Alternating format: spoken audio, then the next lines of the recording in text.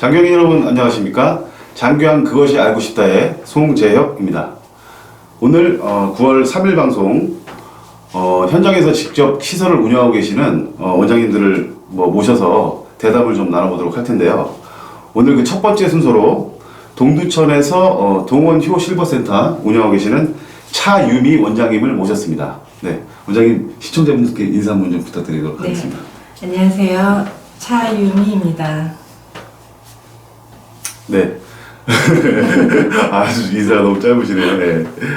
그 코로나 시국에 어려움이 또 많으실 것 같고 또 긴 장마 속에 또 어제 이제 또 태풍이 또 지나갔잖아요. 큰 피해 입으신 건 없으신가요 혹시?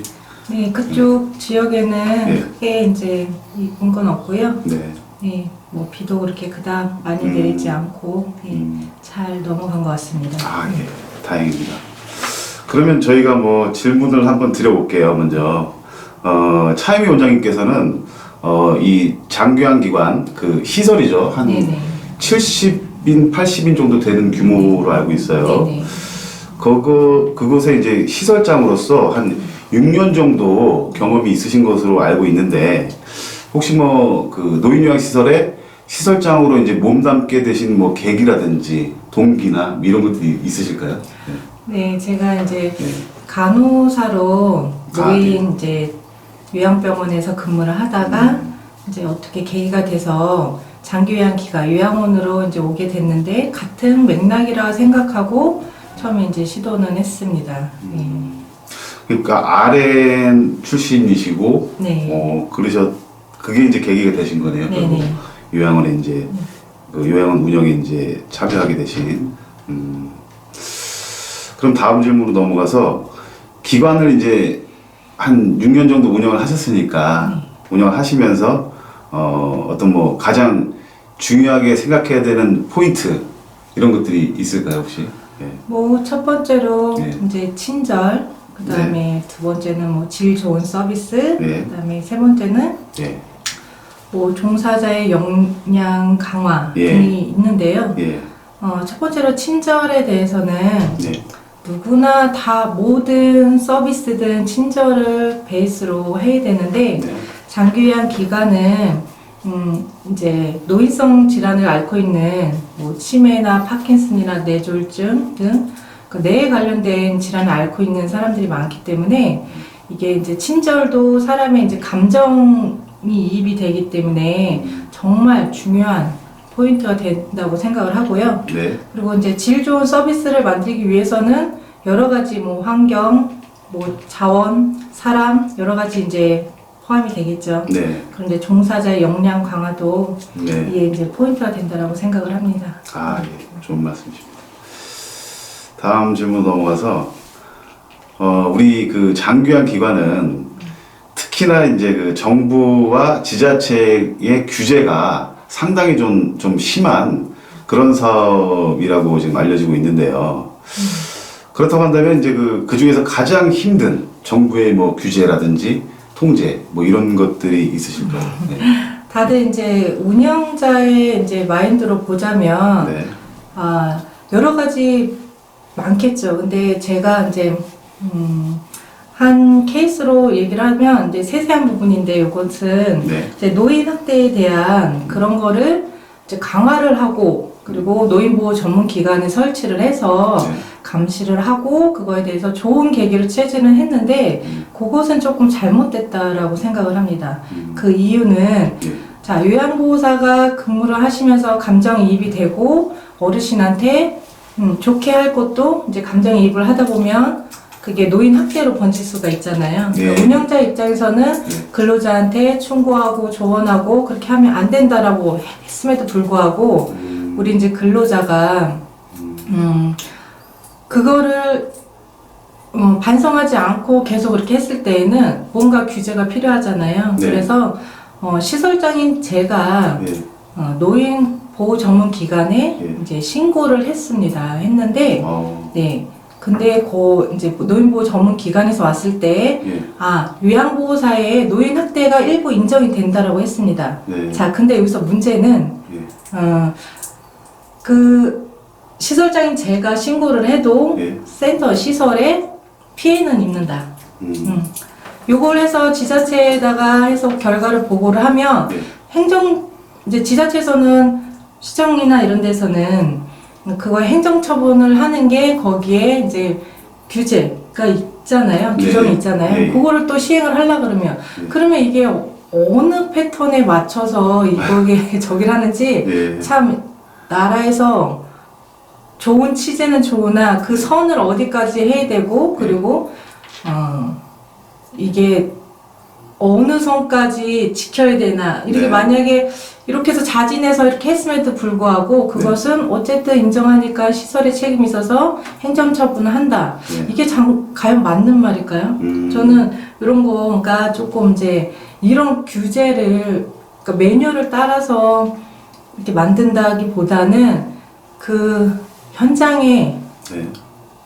솔직히 현장에서 그거를 겪지 못한 사람들의 네. 그냥 머리에서 나온 그냥 매뉴얼이라고 생각을 해요. 네, 그래서 여러 가지 규제가 많겠지만 뭐 청구도 마찬가지고 인건비 해서 여러 가지로 하겠지만 네. 예, 저는 정말 그 노인 학대에 대한 매스컴도 많이 타고 하지만 이거에 대해서 규제만 할지 거기에 대해서 네.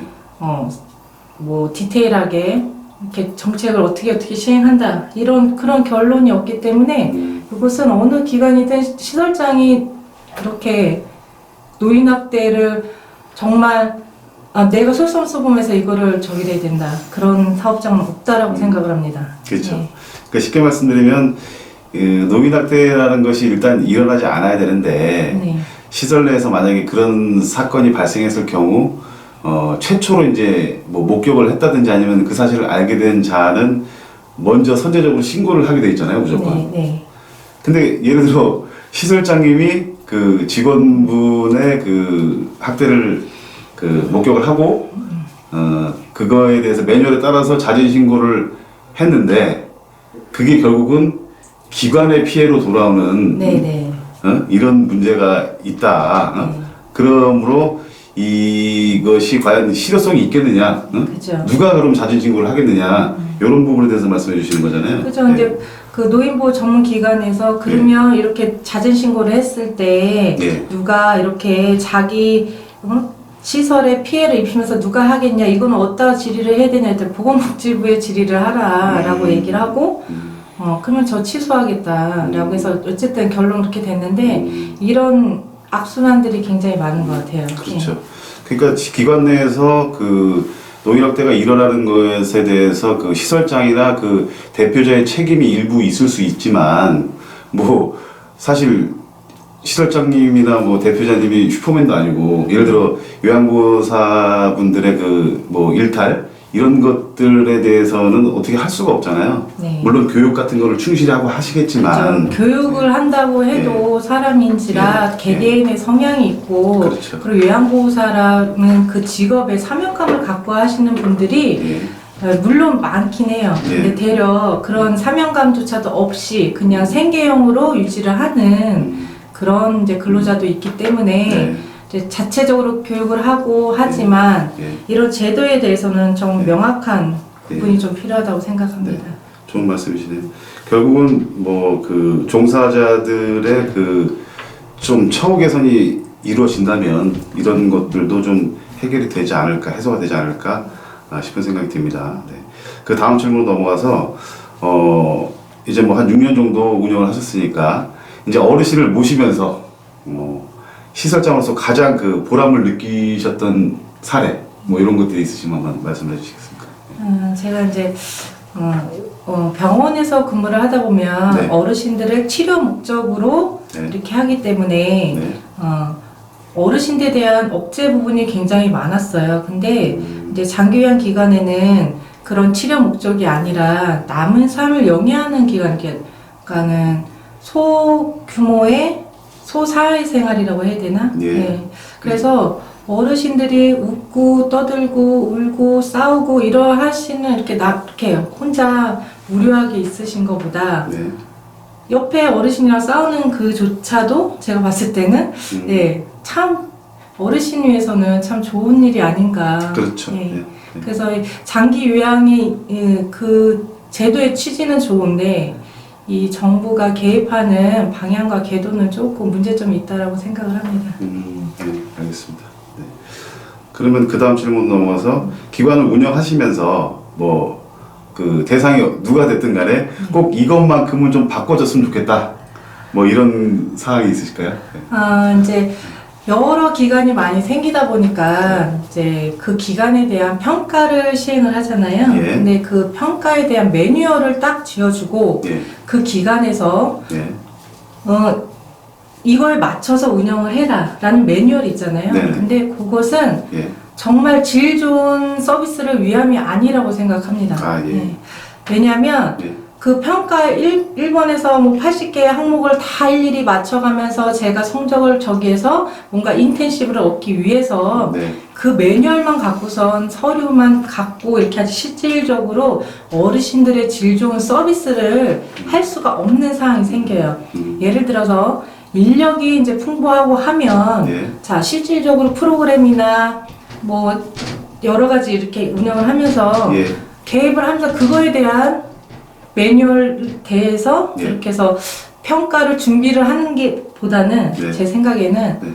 평가를 위해서 예. 글로 이제 저희 직원들이 업무를 그 방향으로 가고 있다고 생각을 해요. 그래서 이 평가에 대한 도입도 개선이 필요하다고 생각합니다. 네. 매뉴얼을 정해서 하는 것보다 예. 시설에서 운영하는 제가 이제 평가 매뉴얼에서 뭐 기관마다 제가 이렇게 운영을 하고 있습니다라는 예. 계획표나 예. 이런 그런 거 반대로 나라에서 제시하는 것보다 예. 기관에서 우리가 이렇게 하고 있습니다. 이런 사례에 대해서 반대로 이렇게 우리가 이렇게 잘 이거를 인정해 주십시오 하는 무슨 인증 제도나 예. 그런 게 필요하지 않나 생각이 듭니다. 그 평가 부분에 대해서는 뭐 보건복지부나 국민건강보험공단에서도 사실 고민이 많겠죠. 그래서 매뉴얼을 내려주고 네. 뭐 이렇게 할 텐데 네. 좀 더 그 실효성 있는 매뉴얼을 원하시는 것 같고 좀 개선이 필요하다 이 말씀하시는 것 그렇죠. 같고. 그 이제 예. 평가 내용 자체를 보면 현장에서 일하는 사람이 내려진 매뉴얼은 아니라고 생각을 합니다. 뭐 이직률을 따지거나 네. 여러 가지 이제 데이터들을 해가지고 집계를 해서 갖고 오는데 그 운영의 사실상 그 내막을 잘 모르잖아요. 그렇죠. 예, 그런 거를 도입을 해서 그거에서 점수를 또 예. 한다? 그런 것도 좀 잘못된 것 같고 예. 예, 그래서 요것은 그 장기요양 평가에 대한 매뉴얼을 책자를 주고 이걸 마치는 것보다는 반대로 예. 기관에서 뭔가 이렇게 선정을 해서 이런 방향으로 해서 선정하는 역으로 그런 게 조금 필요하지 않나 생각이 듭니다. 네, 알겠습니다. 그럼 마지막 질문으로 네. 2021년 내년이죠. 네. 급여 수가가 약 한 1.3% 정도 인상될 것으로 지금 예상이 되고 있는데요. 그렇다고 한다면 이제 현장에서 이러한 저조한 인상에 대해서 뭐 어떻게 생각하실지 질문드립니다. 아까 전에 이제 요양원을 이제 장기요양 기관을 운영하면서 포인트가 뭐냐라는 질문에서 네. 질 좋은 서비스를 한다라는 게 중요한 포인트라고 그랬잖아요. 그렇죠. 네. 근데 이 수가로는 질 좋은 서비스를 할 수가 없습니다. 네. 예.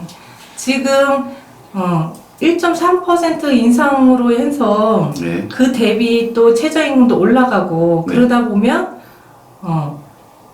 저는 이제 회계 쪽은 잘 이렇게 모르겠지만 네. 어쨌든 운영자 입장에서는 전혀 이거는 어떻게 되면 마이너스가 되는 거기 때문에 질 좋은 서비스를 할 수 없게끔 구도를 만들어가는 거라고 생각을 합니다. 네, 알겠습니다. 참 정말 보건복지부 장관님께서 좀 제발 좀 현장을 좀 돌아보시고 현실성 있는 급여 수가를 좀 제시해 주셨으면 좋겠습니다. 네. 그럼 오늘 원장님 출연해 주셔서 너무 감사를 드리고 처음 인터뷰신데 너무 잘해 주셔서 감사를 드립니다. 아닙니다.